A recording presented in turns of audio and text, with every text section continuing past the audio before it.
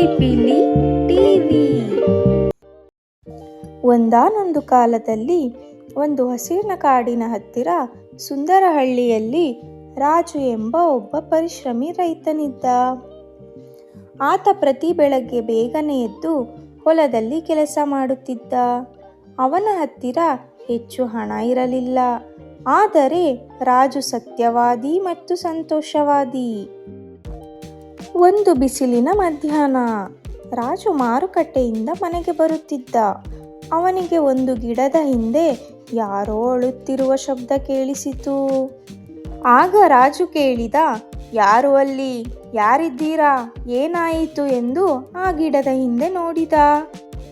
ಆಗ ಅಲ್ಲಿ ಇದ್ದ ಒಂದು ನರಿ ಬೇಟೆಗಾರನ ಬಲೆಗೆ ಸಿಕ್ಕಿಬಿದ್ದಿತ್ತು. ಅದು ತುಂಬಾ ಭಯದಿಂದ ನಡುಗುತ್ತಾ ಹೇಳಿತು, ದಯವಿಟ್ಟು ನನ್ನನ್ನು ಬಿಡಿಸಿ, ನಾನು ನಿಮ್ಮ ಈ ಉಪಕಾರವನ್ನು ಎಂದಿಗೂ ಮರೆಯುವುದಿಲ್ಲ. ನರಿಯ ಮಾತನ್ನು ಕೇಳಿ ರಾಜು ಕ್ಷಣಕಾಲ ಯೋಚಿಸಿದ. ನರಿ ಚತುರವಂತ ಎಂದು ಅವನಿಗೆ ಮೊದಲೇ ಗೊತ್ತಿತ್ತು. ಆದರೂ ಅವನು ಒಳ್ಳೆಯ ಹೃದಯದವನು ಆಗಿದ್ದರಿಂದ ಹೀಗೆ ಹೇಳಿದ, ಚಿಂತಿಸಬೇಡ, ನಿನಗೆ ನಾನು ಸಹಾಯ ಮಾಡ್ತೀನಿ.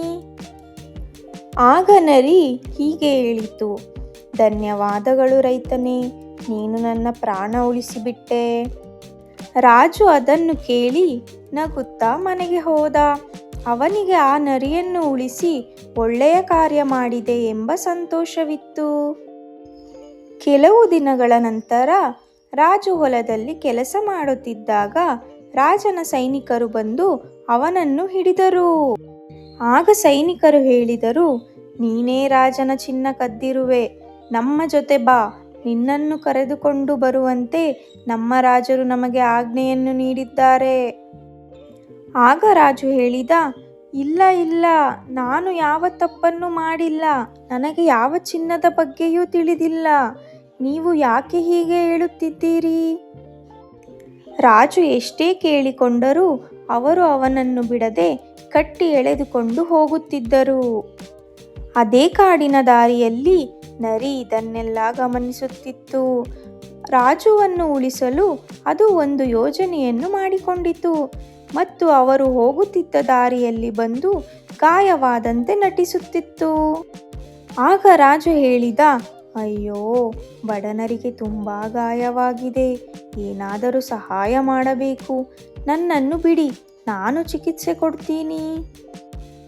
ಅದನ್ನು ಕೇಳಿದ ಸೈನಿಕರು ರಾಜು ಅನ್ನು ಬಿಡುತ್ತಿದ್ದಂತೆಯೇ ನರಿ ಹೇಳಿತು, ಓಡು ರಾಜು, ಓಡು. ರಾಜು ಮತ್ತು ನರಿ ಇಬ್ಬರು ಕಾಡಿನೊಳಗೆ ಓಡಿ ಹೋದರು. ಸೈನಿಕರು ಅವರನ್ನು ಹಿಂಬಾಲಿಸಿ ಓಡಿದರು. ಆದರೂ ಅವರಿಗೆ ರಾಜು ಮತ್ತು ನರಿ ಇಬ್ಬರೂ ಕಾಣಿಸಲಿಲ್ಲ. ರಾಜು ಮತ್ತು ನರಿ ಕಾಡಿನೊಳಗೆ ಸುರಕ್ಷಿತವಾಗಿ ಹೋದರು ಮತ್ತು ರಾಜು ನರಿಯನ್ನು ಒಪ್ಪಿಕೊಂಡು ಹೇಳಿದ, ಧನ್ಯವಾದ ನರಿ, ನೀನು ನನ್ನ ಜೀವ ಉಳಿಸಿದೆ.